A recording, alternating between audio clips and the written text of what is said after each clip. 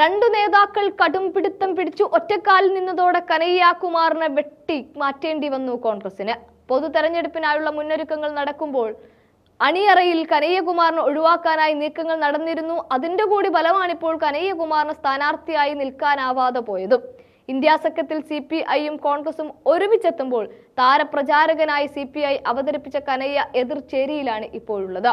India സഖ്യ seat വിഭജനത്തിൽ Begusarai മണ്ഡലം കനയ്യകുമാറിനായി നേടണമെന്ന കോൺഗ്രസ് ഹൈക്കമാൻഡിന്റെ താൽപര്യം വിലപ്പോയതേയില്ല. കോൺഗ്രസ് സംസ്ഥാന നേതൃത്വം കനയ്യയുടെ മണ്ഡലത്തിനായി വേണ്ടത്ര സമ്മർദ്ദം ചെലുത്തിയതുമില്ല. CPI വിട്ടു കോൺഗ്രസിലേക്ക് പോയ കനയ്യകുമാറിനെ ഒതുക്കുകയെന്ന അജണ്ടയുമായിട്ടാണ് പാട്നയിലെത്തിയ CPI ജനറൽ സെക്രട്ടറി D രാജ RJD അധ്യക്ഷൻ ലാലു പ്രസാദ് യാദവുമായി ചർച്ച നടത്തിയതിനു ശേഷമാണ് ബെഗുസരായിലെ സീറ്റ് ഉറപ്പിച്ചത്. ലാലു പ്രസാദ് യാദവിനും കനയ്യകുമാറിനോട് താല്പര്യക്കുറവ് നന്നേയുണ്ട്. കഴിഞ്ഞ ലോക്സഭാ തെരഞ്ഞെടുപ്പിൽ CPIയുടെ താര സ്ഥാനാർത്ഥിയായി കനയ്യകുമാർ ബേഗുസരായി മണ്ഡലത്തിൽ മത്സരിച്ചത് ദേശീയ ശ്രദ്ധ നേടിയിരുന്നു. ത്രികോണ മത്സരത്തിൽ BJPയുടെ ഗിരിരാജ് സിംഗ് 4.22 ലക്ഷം വോട്ടുകളുടെ ഭൂരിപക്ഷത്തിനാണ് കനയ്യയെ പരാജയപ്പെടുത്തിയത്. മൂന്നാം സ്ഥാനത്തെത്തിയ RJDയുടെ തൻവീർ ഹസൻ 2 ലക്ഷത്തോളം വോട്ടുകളുമാണ് നേടിയത്. കഴിഞ്ഞ ലോക്സഭാ തെരഞ്ഞെടുപ്പിൽ CPI ബീഹാറിൽ RJD സഖ്യത്തിന്റെ ഭാഗമായിരുന്നു ഇല്ലതാനും.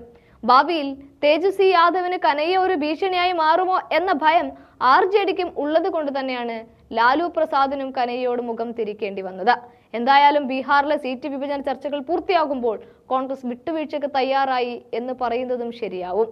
നീതി തേടി രാജ്യം മുഴുവൻ കോൺഗ്രസ് അലയുമ്പോൾ BJPയിൽ നിന്ന് മുക്തമാവുക എന്നു മാത്രമാണ് കോൺഗ്രസിന് മുന്നിലെ ലക്ഷ്യം.